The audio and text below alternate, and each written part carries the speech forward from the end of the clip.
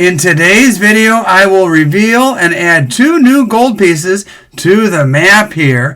Watch and see where they go and the history behind them. One's vintage, another has a very interesting background that I might need your help with. And in addition to that, hey, let me ask you, do you like gold coins? Do you like talking gold? If you do, be sure to like and subscribe. And be sure to find me on Whatnot. Information on all of those things is down in the video description. Here we go.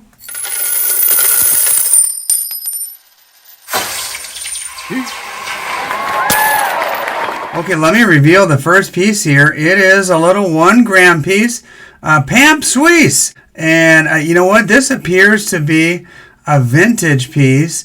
And that's why I picked it up, and that's why it's going in my personal collection. Those of you who have been with me for a while and know my channel well know that I love the vintage. So where is Switzerland? Well, let's see. It's just a little to the east of France, above Italy. Perhaps I'll get a smaller holder for it and just place it right there. But what do you think? Let me know in the comments what you think of the little vintage piece here. And, you know, Pamp Suisse is, of course, one of the very respected players in the world of gold. And, you know what, if I had to guess, I'd guess this was from the 80s. If you guys know better, just let me know in the comments or also do a little research. And the other piece is very intriguing. Take a look at this. This is my first ever, and this will go somewhere here in the Caribbean. This is my first ever Puerto Rican gold. And boy, I had to really dig deep on the internet to do a little research on this one and find out its origins. And apparently it was made in the 70s, and there aren't many of these. This is the image of the Puerto Rican indigenous chief many centuries ago. And, here it is. I'll do some close-up pictures of it in case you're wondering where Puerto Rico actually is here on this map. Here's a map for you. You can see. And I also learned in my research that Puerto Rico became part of a U.S. territory in 1898. So Puerto Rico, the Boricuas, have been a part of the U.S. For that long. I didn't realize it was so many years. But interesting, it was made, these were made and used a lot in jewelry by a particular jeweler in a particular town in Puerto Rico, as I learned in my research. These weren't made in the tens of thousands or even the thousands. There's speculation that these were only made in the hundreds. And then the research that I found, or the article that I found, stated that these were made in the 70s, and when gold went through the roof in the 1980s, probably the majority of these were melted, leaving only a small number of these left for collectors around the world. So again, another coin shop find. You guys know I love scouring the coin shops, and a lot of the things that I find at the coin shops that are neat and interesting go in my Whatnot auctions. Link for that's down in the video description.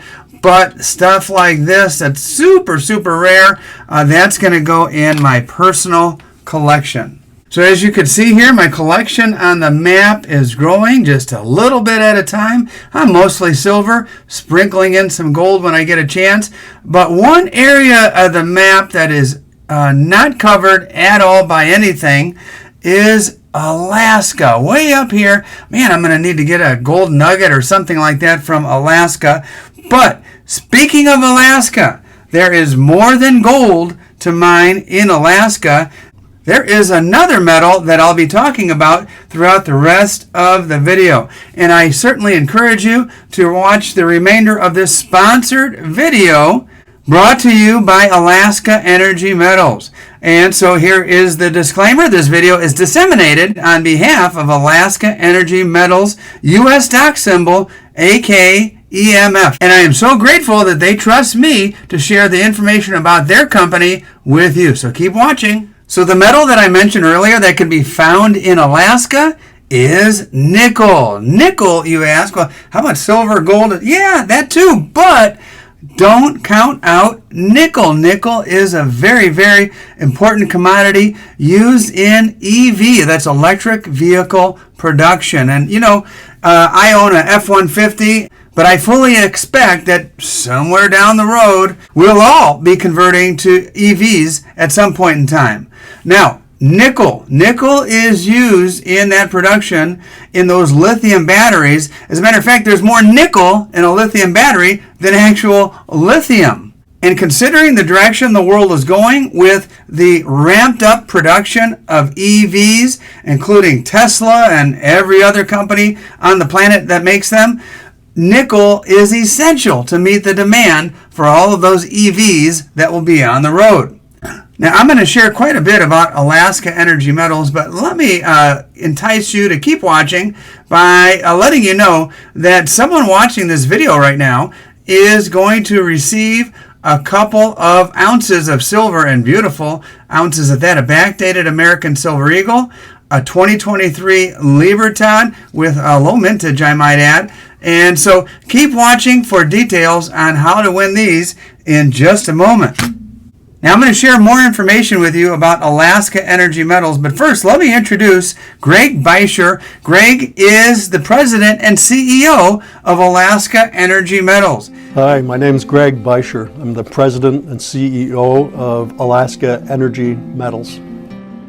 I've been an exploration geologist ever since 1987. Worked all over North America, but settled here in Alaska in 1995. Nickel is a really interesting metal. Its main use is for the production of stainless steel, but things have changed recently. With the advent of electric vehicles, nickel is becoming in huge demand. Lithium-ion batteries actually have more nickel in them than lithium.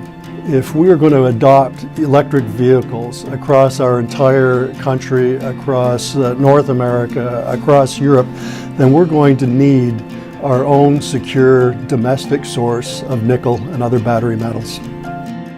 Alaska Energy Metals is a recently formed company. Our main asset is the Nikolai project in central Alaska. Here, we've got what we believe is a very large deposit of nickel, plus the other elements, cobalt, copper, chrome, iron, and platinum and palladium, even some gold. This could be a truly exceptionally large deposit of nickel. We're going to have to prove that, and that work's already underway with the drilling campaign. All right, we're standing on the Eureka zone of mineralization. Right now you can see our drill in the background. It's drilling a hole at about a 60-degree angle down into the rock. So the zone is about 300 meters thick here, and it goes in this direction almost 12 kilometers. So this could be an absolutely giant deposit of nickel mineralization. So this is really a ground floor opportunity to invest in a company that could help with the raw materials America needs for an energy transition. We've recently raised $9 million. And that cash will allow us to make it to the first big milestone, which we target to be 1 billion pounds of nickel in the ground. We'll do the metallurgical surveys with that money. We'll do geophysical and other surveys looking for higher grade portions of the mineralization. But at the end of the milestone, we'll calculate a maiden inferred resource. It's a small share count, and it's very tightly held and therefore leveraged for solid share price increase when we deliver good news. America needs a domestic source of battery metals if it's going to meet the challenge of an energy transition to electric vehicle batteries. If we're correct in proving up the resource, this could be a nickel deposit that is very valuable for America's energy transition.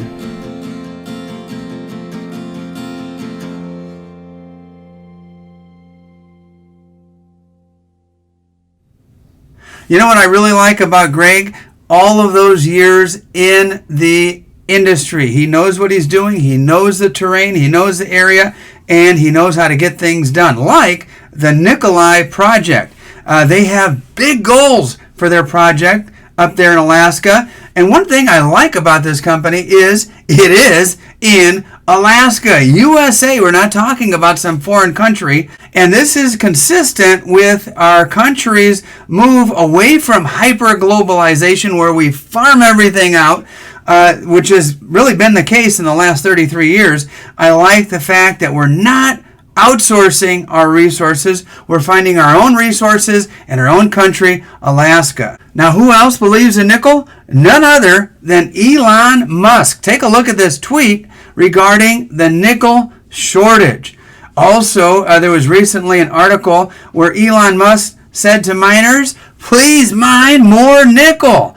And he desperately needs the nickel. All of these EV companies are basically fighting over the nickel that's available. And not long ago, Tesla even signed a deal for a nickel mine. You may have heard about that in the news. Again, the stock symbol is AKEMF. Take a look at the share price lately. I always like to give you the numbers. You know, words speak, but numbers scream. Here are the numbers regarding the stock price. Recently, it has been shooting up. You see it's in the green. That's a good thing. However, it is still a low enough price. It's easily affordable for anybody who wants to get into it. Now, I certainly encourage you to do your own due diligence, do your own research, and one place you may want to start is the website. The Alaska Energy Metals website is very robust, as you can see here. I encourage you to go there as part of your research. Now,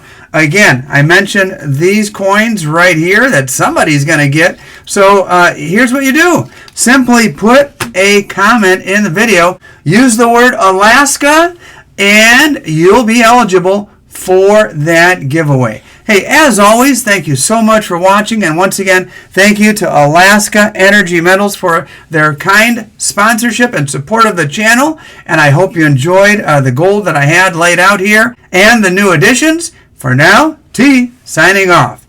T.